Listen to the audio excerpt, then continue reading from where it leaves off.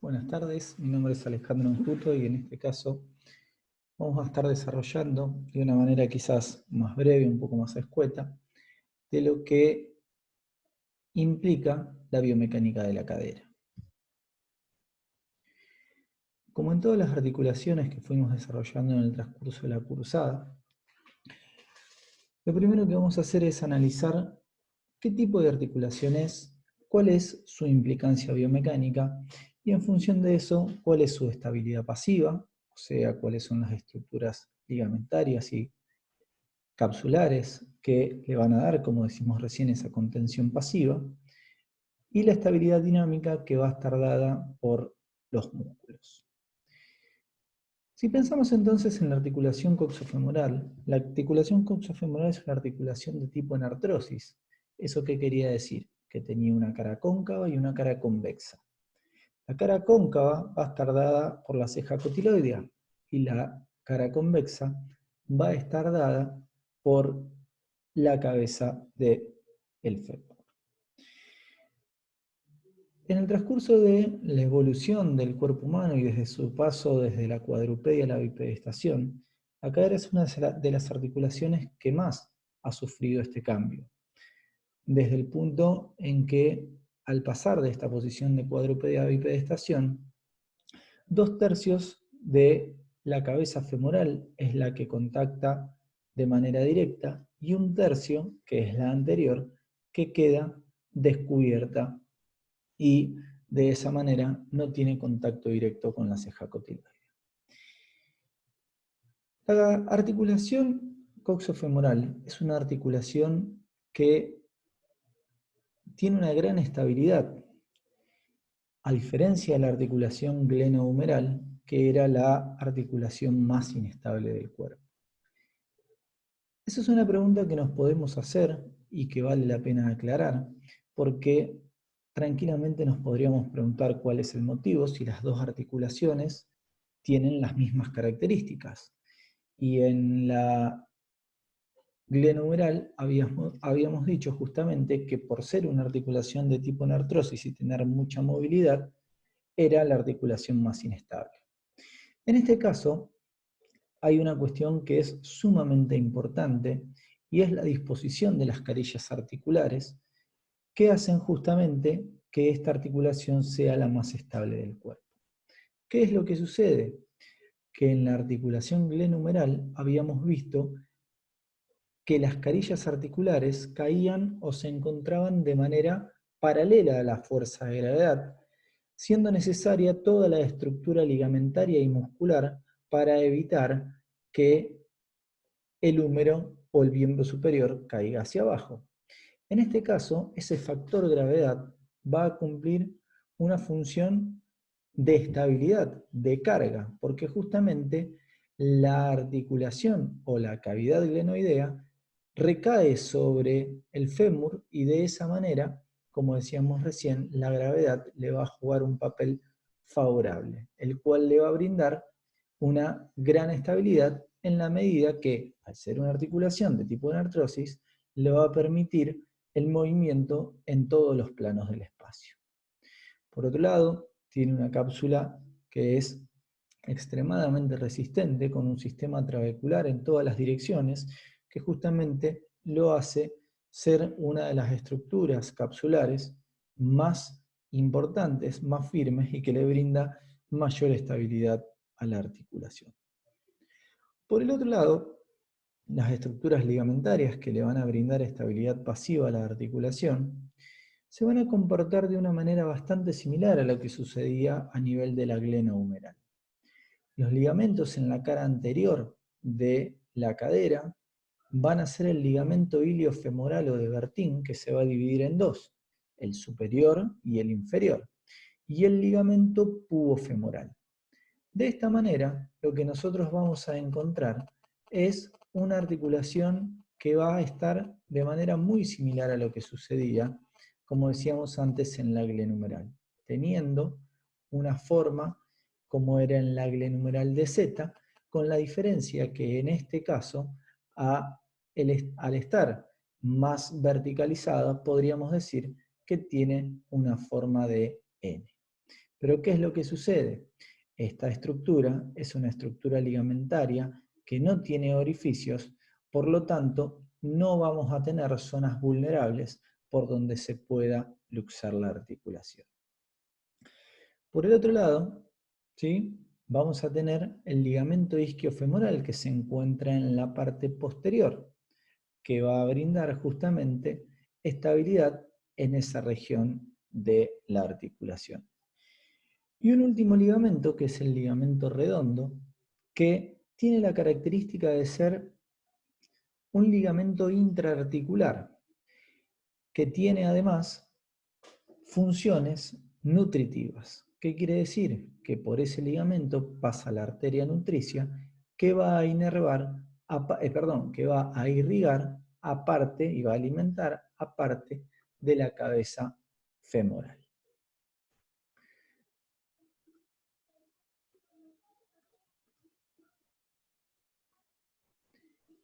¿Qué es lo que sucede en los ligamentos cuando realizamos los diferentes movimientos?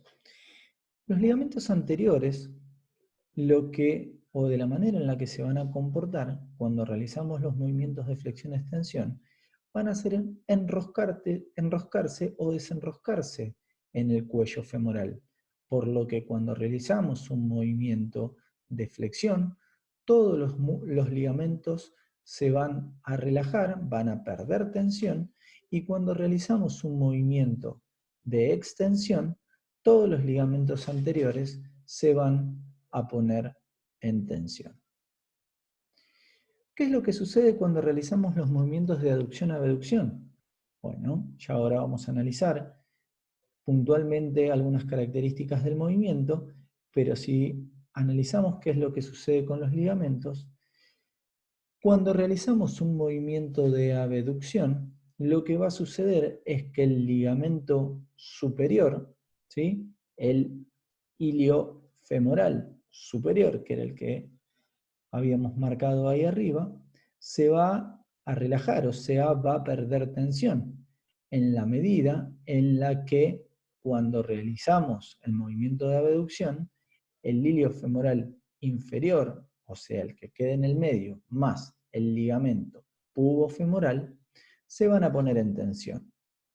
Lo contrario va a suceder cuando realizo el movimiento de aducción, en el que cuando genero ese movimiento, el superior se va a poner en tensión y el iliofemoral inferior y el pubofemoral se van a relajar. En el caso de los movimientos de rotación, básicamente lo que va a suceder es que cuando realizo un movimiento de rotación externa, todos los ligamentos anteriores se van a poner en tensión, y cuando realizo un movimiento de rotación interna, todos los ligamentos anteriores se van a relajar. Ahora bien, cuando analizamos los movimientos, vamos a tener que tener en cuenta algo que quizás en el miembro inferior no habíamos analizado de esta manera. ¿Y qué es?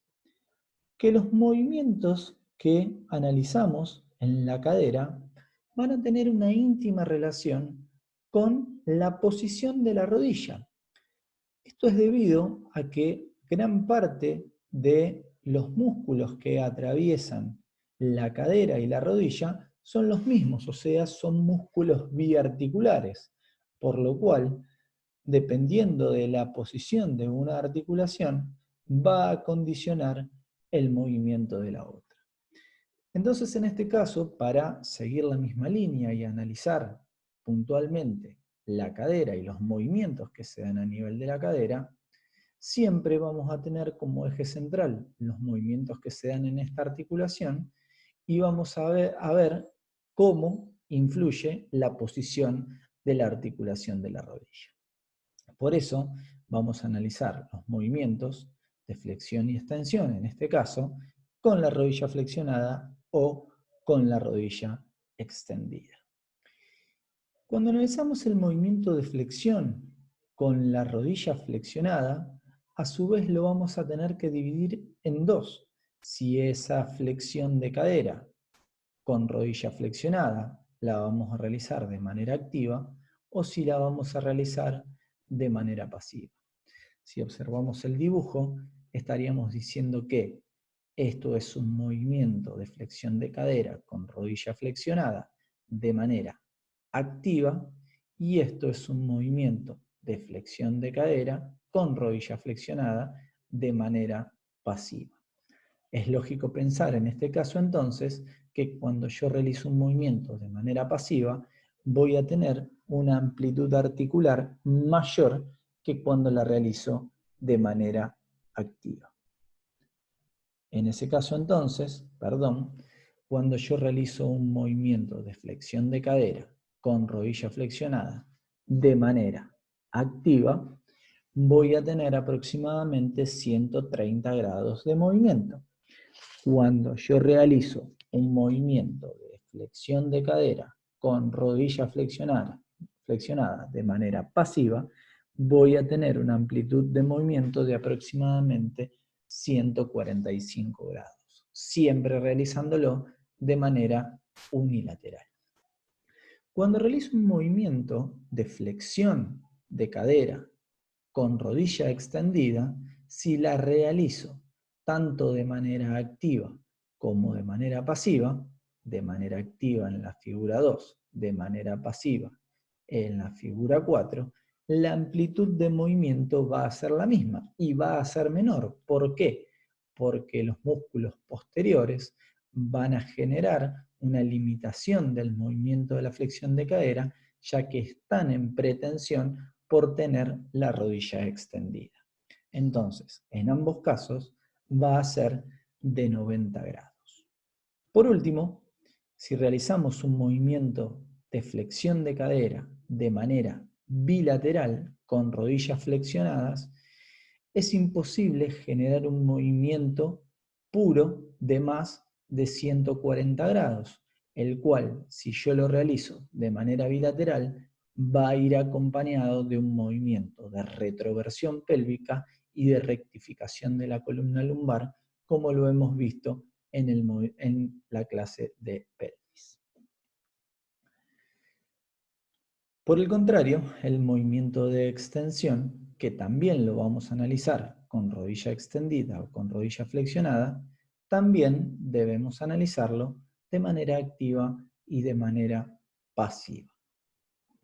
Cuando realizamos un movimiento de extensión de cadera con rodilla extendida de manera activa, la amplitud de movimiento va a ser aproximadamente de 20 grados. Cuando realizamos un movimiento de extensión de cadera con rodilla flexionada de manera activa, va a ser aproximadamente de 10 grados. Ahora, si yo realizo un movimiento de extensión de cadera con rodilla extendida de manera pasiva, la amplitud de movimiento puede llegar a ser de 20 grados.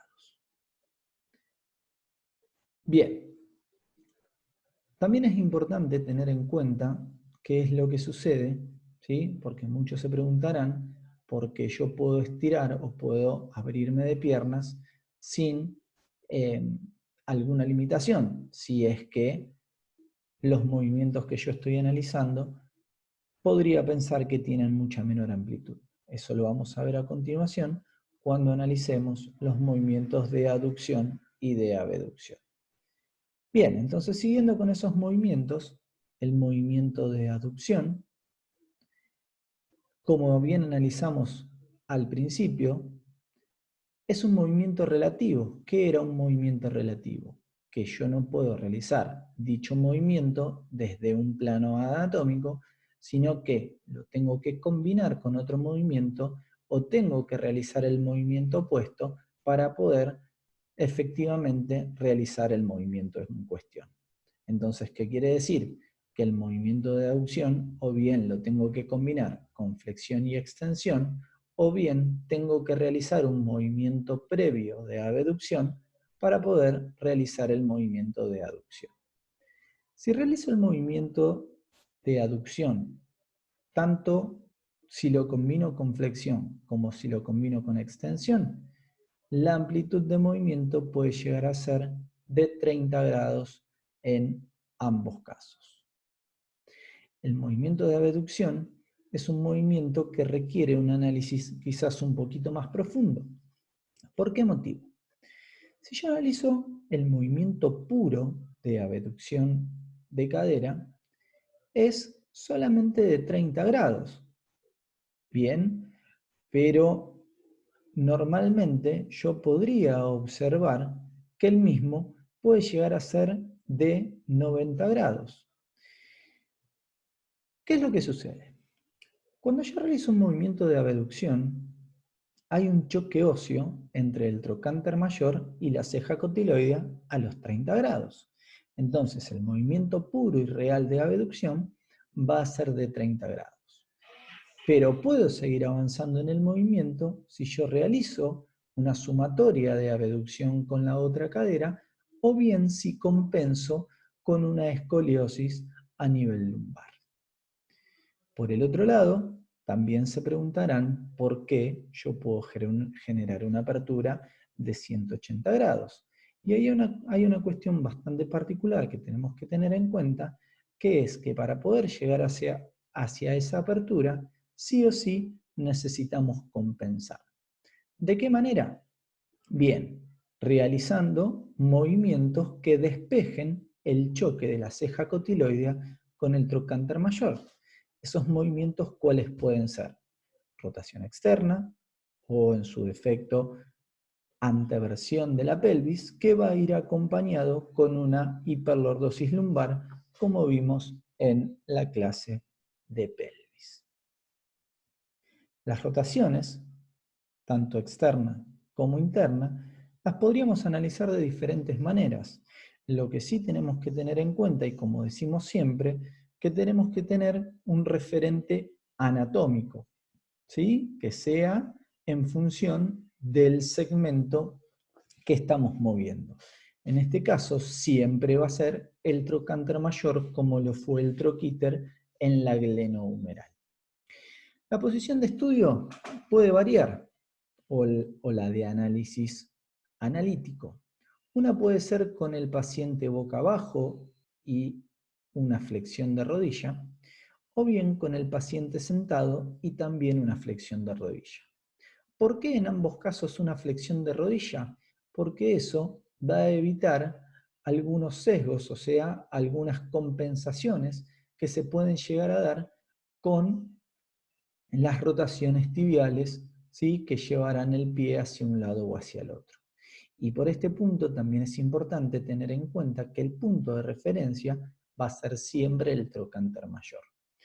Un movimiento de rotación interna, que es aproximadamente de 30 grados, se va a dar cuando el trocánter se va hacia adelante o hacia abajo, si el paciente está boca abajo, y un movimiento de rotación externa cuando, perdón, me voy a retractar en lo que dije recién, porque justamente lo estábamos analizando a la inversa. Un movimiento de rotación interna, que es de 30 grados, cuando el trocánter mayor se va hacia adelante o hacia abajo, y un movimiento de rotación externa, cuando el trocánter mayor se va hacia adelante o se va hacia atrás. La amplitud de movimiento de la rotación externa va a ser aproximadamente de 60 grados. En una nueva exposición vamos a ver qué es lo que sucede con los músculos que realizan los movimientos de la cadera.